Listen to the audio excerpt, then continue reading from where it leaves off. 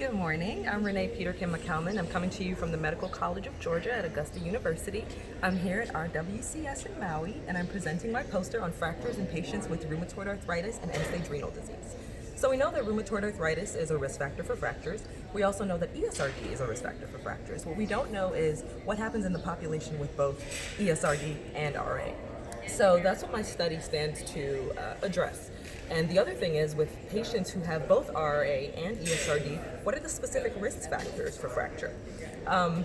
So what we did here is, you can see if you look, thank you, if you look here, you can see that in patients with ESRD, about 14.7% were more likely to have an incident fracture, whereas those with ESRD and RA, 25.6% were more likely to have a fracture.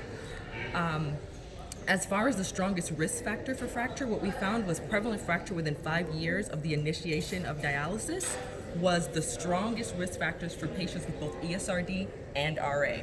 Now, a few findings that were a little odd. So we all know that Black race is, well, more than likely inversely related to fracture risk, but tobacco use, that doesn't seem correct. And the reason that we believe that that's coming up that way in the data is because we used the database called the USRDS, and the USRDS basically gives you a yes or no. So if you smoked for 50 years, but on the day that they asked you, you quit, then you no longer count as a smoker, and we think that that had something to do with the data. Additionally, the reason why this research is important is because we don't have a lot of medications for prevention of fractures in CKD, much less in ESRD. So the point of this is to actually identify those patients who are at risk earlier so that we can get them on treatment before their renal disease progresses.